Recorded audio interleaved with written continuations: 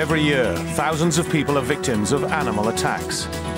These incidents can happen anywhere in the world, causing serious injury and sometimes death. It just happened so quickly. Just came straight at me and Andrea. I was just thinking, I'm gonna die. Heard the sound of bones crunching and all sorts of things. It was pretty horrible. I put this hand in and the tiger was lying down. And when I put the hand in, the tiger literally just jumped up and got hold of the hand. Wild animals, whether in captivity or in the wild, will always retain their natural instincts. This lion will never lose the ability to kill with a single bite or with a swipe of a paw.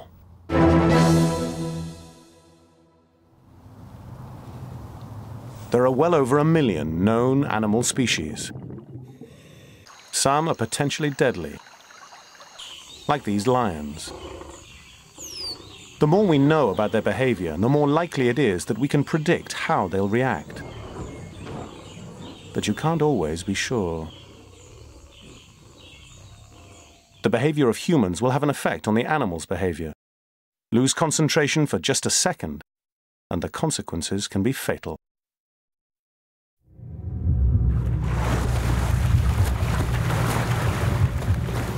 The crocodile is one of the most intimidating of all animals. Even for experienced handlers, the behavior of these reptiles can be dangerously unpredictable. As wildlife ranger Charlie Finn found out whilst working at the Billabong Wildlife Centre in Townsville, Australia. Working with any dangerous animal is a potentially dangerous job. You've always got a little bit of uncertainty. You can never fully know really what an animal's going to do. For 3 years, Charlie worked closely with these crocodiles without incident. One of his favourites was a large female. Now, the crocodile who I had my argument with was called Hot Lips, and she was a bit of a good-looking female crocodile, I guess you could say. She was a bit over 2 metres long and probably weighed 75 to 80 kilos, so the owner of the park gave her the name Hot Lips, after the MASH character. The estuarine or saltwater crocodile is the largest species of crocodile in the world, and the females make fiercely protective mothers. She'd just laid 80 to 90 eggs in a nest that they build of grass, soil and debris, and they will protect that nest extremely aggressively from any predator. Charlie went in to collect her eggs. Before attempting this, it's essential to remove the female from her nest, but that's not always easy. Now, with lassoing any type of crocodile at all in that situation, it's very important to lasso them around the top of the jaw, where their teeth can be used to hold the noose.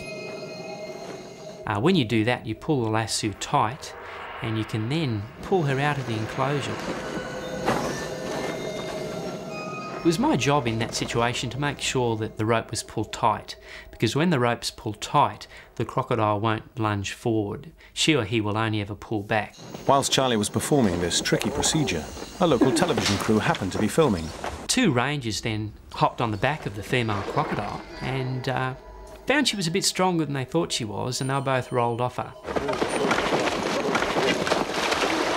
It was then that the crocodile attacked, catching Charlie in her jaws. The moment I let a bit of slack loose on the rope, I reached forward to grab my stick, and that left her free to lunge forward. Now, she grabbed the closest thing she could see, which happened to be my hand. Locked onto Charlie's arm, the crocodile went into an instinctive death roll. This is how these creatures dismember their prey. So she grabbed me by the hand, and I think she probably did 4 or 5 spins, and I tried to keep up, but she was much quicker at spinning than I was. I did a somersault, landed on my back, heard the sound of bones crunching. It was pretty horrible. I knew that if I was to pull back with my arm and do anything like that, the likelihood was that she'd be powerful enough to take off my forearm and my hand, or both. Once the crocodile had let go of Charlie's arm, a fellow ranger intervened, managing to get the reptile under control. The pain was tremendous, actually. I've never felt pain like it, and the pain, it started straight away. I can remember seeing her grab my hand, and of course that was immediately extremely painful. And then as she spun me, the wrist and the elbow joint, extremely painful. A couple of the staff very quickly put a tourniquet on my hand, which was bleeding quite badly, and they were trying to do the right thing. They picked me up, and one of them had me over their shoulder, and I had nowhere to put my arm, and it was flopping about like a rag doll. It was probably a good 20 minutes before the ambulance arrived, but I can remember it being probably the longest 20 minutes of my life. The pain was really quite unbearable. Most damage was inflicted not from the crocodile's teeth, but from the twisting during the death roll. The main damage was done to the elbow joint, and it pulled that out of its socket, broke the elbow, dislocated the elbow, spun my forearm around 4 or 5 times. I ended up with a dislocated elbow, a broken wrist, a few broken hand bones, a few broken fingers, a bit of nerve damage in my hand, and a lot of lacerations, quite deep lacerations in the hand and the fingers. I lost, I think it was officially 40% use of my elbow, so I can't straighten the elbow out, and I can't bring it back fully. Crocodiles are the most lethal of freshwater predators. This is the Nile crocodile, which can grow to over 5 meters long and weigh more than 2 tons. It can tackle prey as large as buffalo. Crocodiles may appear lethargic, but they can strike with frightening power and speed. During the nesting season, the females are extremely territorial, and they'll do anything to guard their young. She was extremely scared at the time. We were taking her out of a comfortable area, and she was protecting herself. If anything, it was my fault for momentarily taking the slack off the rope. If I hadn't have done that, the crocodile wouldn't have lunged forward. It would have only pulled back. When you're working with a dangerous animal, even if you have all these rules and guidelines in place, things can happen. And I guess, that can be part of the excitement of the job too.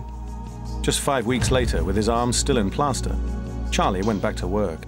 I can remember being a little bit worried when I went back to work about how I would cope with being back in with the crocodiles. And, that was something that was phased in fairly slowly. Hot Lips is still at the centre, but Charlie no longer works with dangerous animals. Sadly, I'm no longer in that industry. It was time to move on. Now I work in a completely different field, but there wouldn't be a day go by where I wouldn't be thinking about the animals I work with and the fun I had. Yeah, great job to have. Many animal species have been exploited for circuses and sideshows, but however well they're trained, their natural instincts will always come to the surface. And when that happens, they can attack without warning. A harmless herbivore like a giraffe may not appear to be dangerous, but any large wild animal can pose a threat. These hooves are capable of splitting the skull of a lion.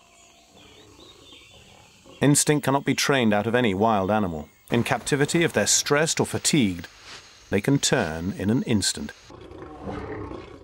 And if the animal involved is as powerful as an elephant, the consequences can be tragic.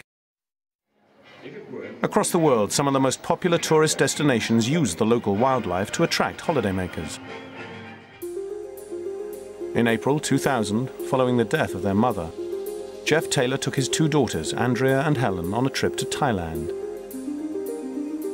My dad had took voluntary redundancy, and we were like, what are we going to get out of it? And he said, well, how about a holiday to Thailand? And me and Andrea were well up for it. She kept texting me and phoning me all the time, just saying, can't wait to go, and, I've bought a new bikini.